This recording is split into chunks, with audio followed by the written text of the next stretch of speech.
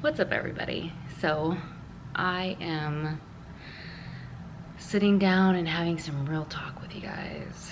So I'm wearing no makeup. I'm just in my natural self right now. I wanted to do this video and I just wanted to be as raw as I could with everybody. I've never told my story on my YouTube channel. It's something that I've been wanting to do for a long time. And just bear with me on this video. It can be actually pretty long. I might even have a part 1 and a part 2. I'm going to take my time and just kind of speak from the heart. I was going to outline it, but then I figured I never outline anything when I talk to you guys, so I know that a lot of you are going to be able to relate to my struggles. And some of you might not be able to relate to them, but on some type of in some type of way or form, I guarantee you you guys will be able to relate to my story. I have been through everything you could probably think of, and I wanted to share my story because I know there's a lot of girls out there that need a source to look to, maybe for hope, maybe for inspiration, maybe something to hold on to. I'll actually go back from my childhood and I'll kind of talk about my parents, and then I'll talk about how I got into the fitness industry. But the fitness industry and my journey in the fitness industry, that's going to be a whole nother YouTube video in itself, just because it's completely different from how I grew up. So there's just a different story and everything. So I'm gonna start with where I was born. I was born August 27th, 1985. I'm 31 years old, and I'm incredibly proud of who I am today. It's taken me a lot to get to where I'm at today, and a lot of heartache and a lot of dark places. I'm gonna be crying a lot through this entire video, I already know. That's why I think it took so long for me to tell my story, because it's extremely vulnerable and I know people need to hear it though. So I was born 1985 in Los Angeles. I was actually born at UCLA. My mom had me, I believe, when she was 17. So she was a kid having a kid. My dad was 19 at the time. My dad actually played pool on the road.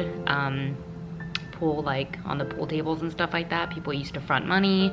He used to leave my mom for months at a time. At this time it was just me and my older brother, so my mom had him at 16. So she had 2 kids by the time she was 17. And we actually were we had a trailer in the middle of nowhere, and my dad actually had to drive his dirt bike to go to the store. It's pretty crazy. I want to write a book when it's all said and done, but my mom was a freaking badass, and she stayed, you know, at home in this trailer for months, and my dad was on the road a lot. So when I was born, a few months after I was born, my dad decided to become a carpenter. I think he was making like $5 an hour or something like that.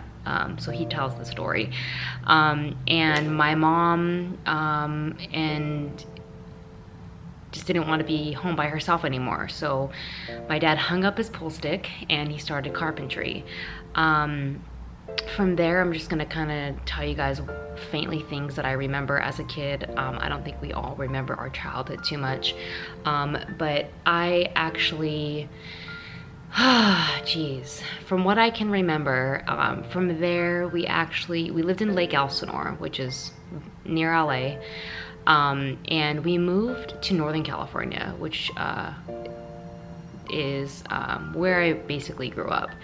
And so we lived in a mobile home on probably like I want to say like a couple 100 acres, and all I remember is there was cows in the back of our yard. That's all I can remember, and there was like a shed. And me and my brother would we had our little cowboy boots, and we would go like be little, I don't know, kids out in the dirt and go play with the cows and stuff. Honestly, that's all I remember. We lived out there for quite some time. What I can remember growing up is, you know, my parents didn't have the healthiest relationship, and I was really young, but I can always remember them, you know, there was a lot of fighting, but also there was a lot of love. I think they just did their best, and from a young age, I never could judge them or hold anything against them, because I always knew that they were doing their best. Even though we didn't have, you know, too many means for like nice things and stuff like that, like we were still getting by. My dad was, you know, a carpenter, and there was like, at this time there was 4 of us, and then my cousin had moved in with us at a certain point, and my mom started taking care of her. So there was 5 of us kids living in a mobile home. And then from there, I remember that we moved to Lodi, and those were the happiest times of my life. I remember we were actually church involved, and I remember my parents were just like the best as far as their relationship goes. I was probably in like 4th and 5th grade, and I remember there was a falling out with the church. I remember my dad didn't agree on having things, he didn't agree with the pastor on some things, so they had a falling out. And I feel like after that, like everything kind of spiraled downhill. My mom, I believe it was then is when she actually started getting into her drug use. And so it was very like hidden, though. She still was a great mom. My mom actually comes from a drug abused home. Her mom was a heroin addict, but my grandma's actually been saved and clean for a long time now. But she grew up in a very unhealthy household, so my mom always just tried her best, you know. So at this time we actually lived in Lodi, and from there we moved to Stockton, and I started middle school there. This is when things got like really bad. We, you know, we're living in like a 2-story house. It was a really nice house. My dad ended up becoming a contractor, so it's like a step up from just being a carpenter. And he, you know, we were doing really well at the time. I can remember my mom drove like this. I swear it looked like a funeral car, and I was always so embarrassed of our cars. Like, we always had the ghettoest cars. My parents always had hand-me-downs, and like they were just really ghetto cars though, so I was always so embarrassed for her to pick me up and drop me off. So I remember that I was always willing to walk to school. I didn't care. I did not want her to pick me up in her hideous car. But this is when, you know, she started staying gone for days at a time, and then when she would come back, she would sleep for days. And my dad seemed to go into a state of like depression. There was 5 of us kids, so being the oldest girl, there was me, my older brother, and then it was my younger brother and my younger sister, and my cousin. So me being the oldest girl, I kind of just like fell into like the mother role, and I would get up in the mornings and I would cook food for everybody, and I would make sure everybody went to school. And sometimes I would stay back, I remember, and I would play video games with my dad like all day. And I remember I was just there for him, and that's all I really cared about. I wanted to be there for my dad. I was a daddy's girl. And I could remember, you know, signing his checks. I actually completely remembered his entire signature. I copied it, I learned it. I would write checks and pay the bills, and I kind of was the person that was kind of holding the family together at that point, I guess. And that's when my parents started being physical with each other. And it was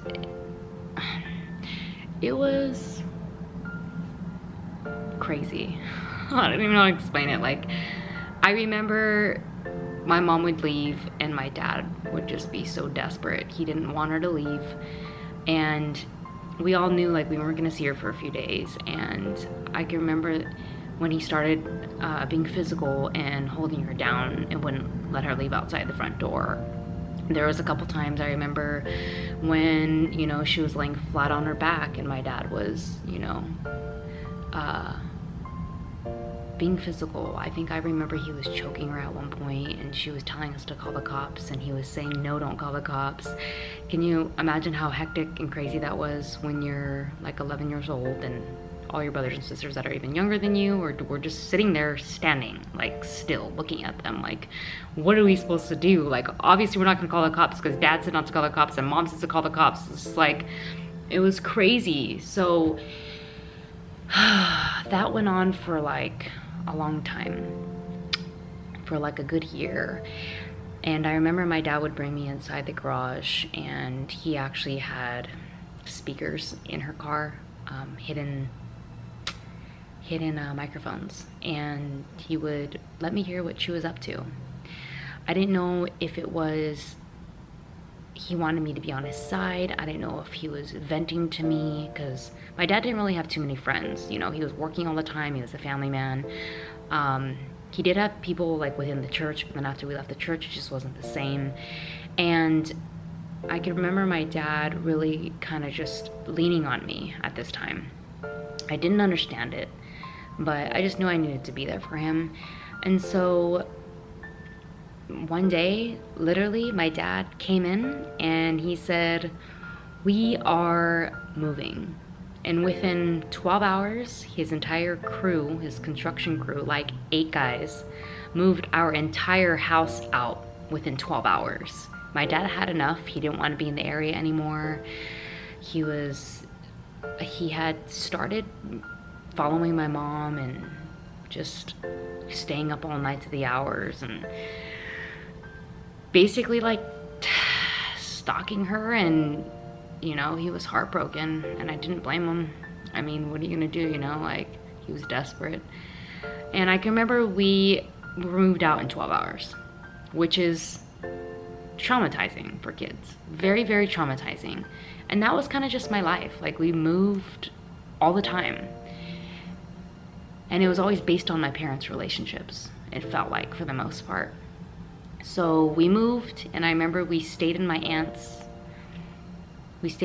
living room for like a few months.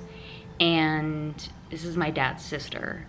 And growing up as a kid, she was doing okay at this time, but growing up as a kid, she had mental illness and she was diagnosed schizophrenia.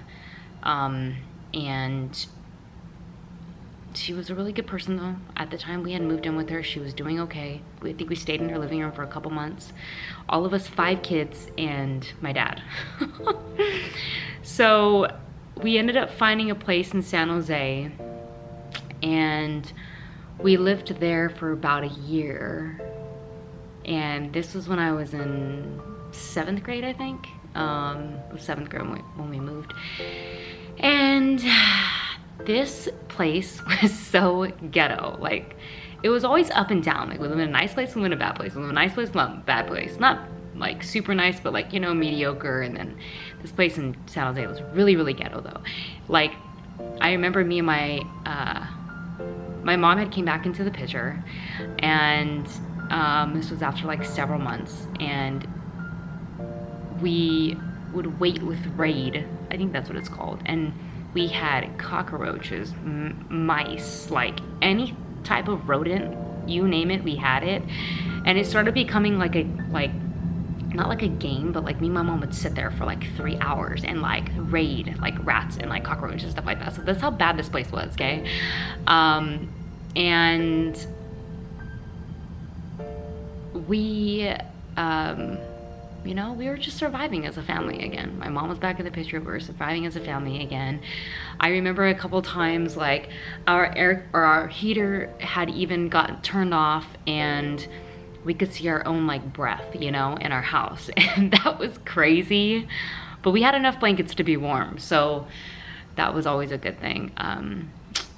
And that's kind of like when school started getting hard for me. I started, girls, you know, I guess was like becoming like a little woman, and you know, I started having like boobs and like a figure and stuff like that, and girls were just really, really mean.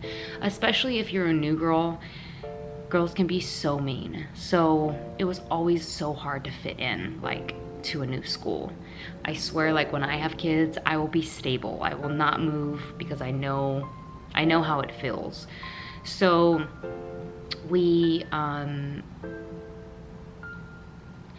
there was girls that were bullying me, and that was my first fight I ever got into. I remember I was super scared, but I was being bullied for like a good month, and I was just sick of it. I was sick of the torment, and I was just done. And I said, I'm gonna fight this girl just to shut her up.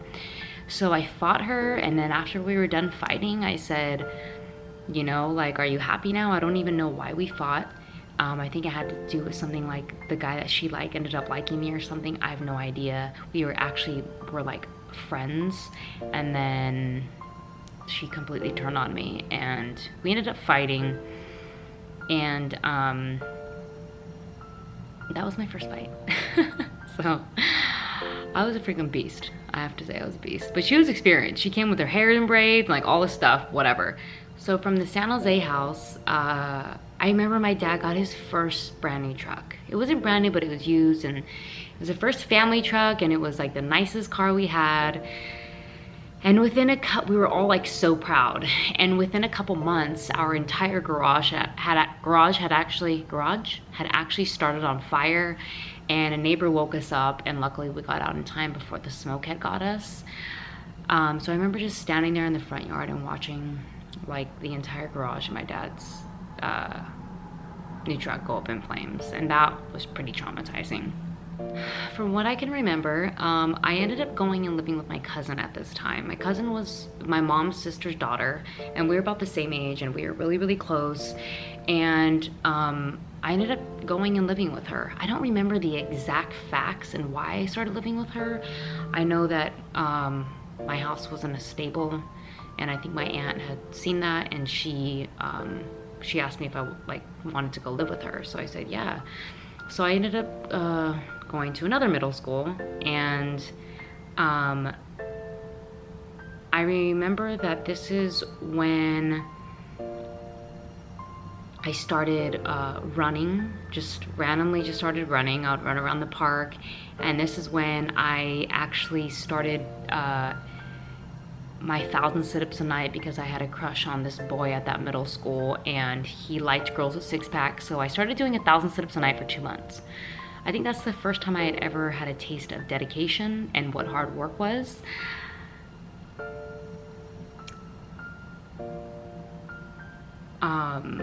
But also, just to go back a little bit as well, I remember growing up and like a couple times, like my mom had asked me if I wanted to go to the gym with her when I was like young, and I remember like she would always love Susan Powder. Like, I don't know if you guys know who that is, but like she was like a badass like fitness person back then, and like I would always put on my mom's VHS tapes, and I would freaking go crazy in the living room with these workout videos where all the kids were playing outside.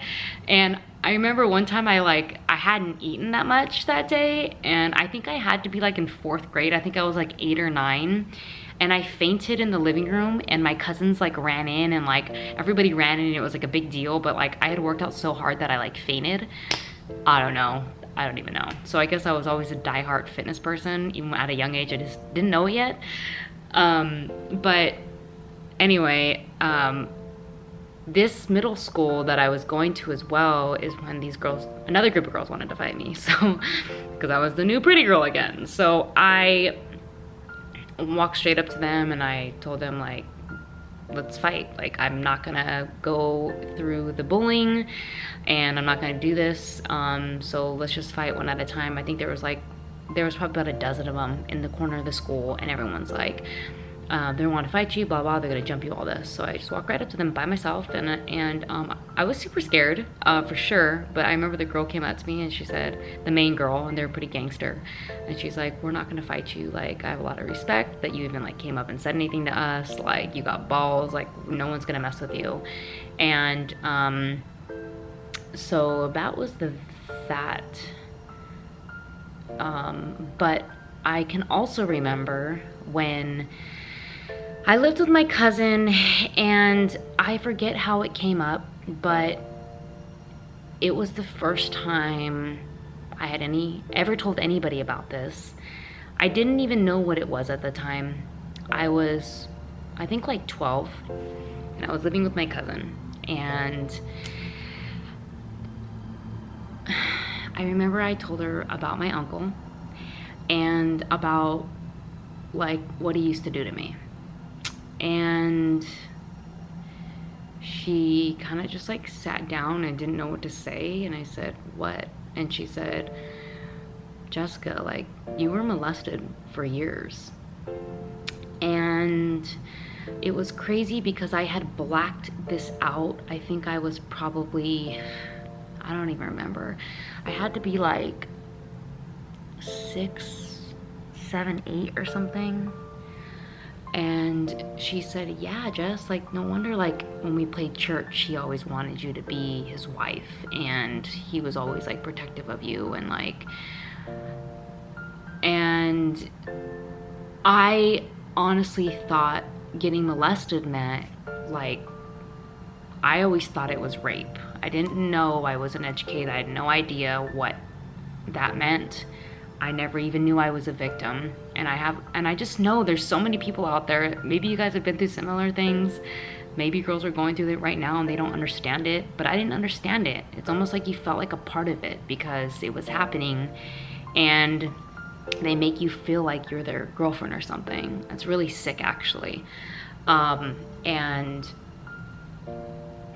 it happened for a really long time. And the only memory I have of that, I've talked to people about it, and they said as a defense mechanism to survive, like, you actually can like completely block it out of your mind, and that's just, and you don't ever really relive it or revisit it. And so that's what I think I had done. But the only thing I can remember is we would be laying in his bedroom, and I would get up to get him glasses of water like every hour or so. That's all I can remember. And I told her that, and I don't know if we ever had intercourse, but I don't think we did. But I had just learned at 12 years old that I had got molested by my uncle for a long time. And even till now, like, I'm just like tense about it because, like, I've never confronted him till this day. Maybe he'll see this video. When I see him in person, I kind of just look at him and like, do you even know what you did? And I've told a couple people, but I don't know. So that is when that came out, and I learned that I had actually been a victim of something and I didn't even know it. So there can be things in your life that happen to you and you don't understand them, or don't understand why they happened, or you can't even put them in like a category, and that's okay. Like, you'll learn, and it's all for something. So I have been sexually molested, and I was for years, and that shit's fucking real. And it's just crazy, you know, you think about it, it's just crazy. So at this point, I remember I moved back in with my parents. We moved to Manteca, California, and what do you know, a new school. So freshman year in school, for freshman, first day of high school, registering in the office as a freshman. At this time, Manteca was super small. It was like 30,000 people maybe. This is actually the place I lived the longest in my life, so it's the place I identify with the most. If you're used to moving a lot, when people ask you where you're from, you kind of just like say like the area. I just say NorCal, Northern California. But this is the city that I was in the longest. So I ended up we ended up living in Antigua for about 3.5 years.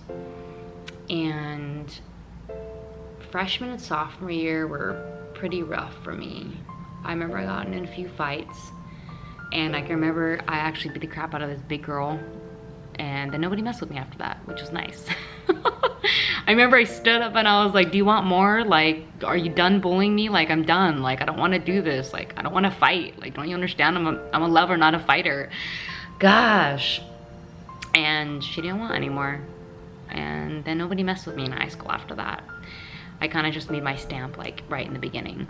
And this school was like, it was a very privileged like white school. I'm a quarter Filipino, half Mexican, half white, so I definitely stood out. There was a lot of white kids here. So, you know, kind of being like, you know, not having that much money, and like, you know, I was more on the Mexican side, and so it was hard to fit in. You know, I wasn't a popular girl, and all the popular girls, you know, were pretty blonde hair, blue eye girls, and I just never really fit in at that school. It was just always hard to fit in. These girls knew each other forever. So during this time, I remember my parents actually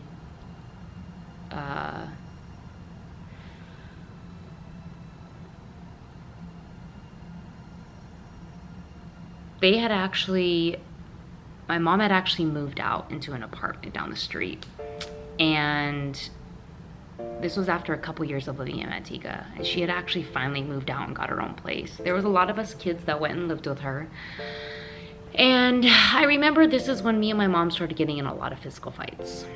So at this time, my mom was still using, but she was using very under the radar. It wasn't very obvious or anything. There's probably months that she was clean and then months that she wasn't. It wasn't hardcore all the time, but she was definitely using. My mom's choice of drug is meth. So she started becoming extremely mentally abusive to me. I think I was just more of the easy target. My brothers wouldn't put up for it, and my little sister was too small. My cousin had actually moved out and went back with her parents, or her mom. And so I remember it got to a point to where she would mentally break me down, and as soon as I would start crying, she'd probably go at me for like a good hour, and as soon as I started crying, she'd walk away. It was almost like her satisfaction, which was really sick. But drugs does really bad things to you, and I never understood why she would do that to me. I just loved her, you know. You know, my mom wasn't there telling me she was proud of me, you know, or I remember my mom being jealous of me, which was really weird because moms are supposed to be there for you at that time, you know, that's when you need them most. And my dad was so caught up in work that I never really talked to him too much, you know.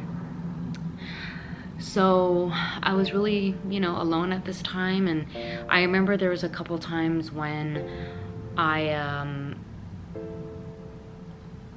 just felt really alone at this time. And I remember there was a few times when I broke down and I hid in the closet, and I was almost just like, I was crying, but it was like in a moaning crying.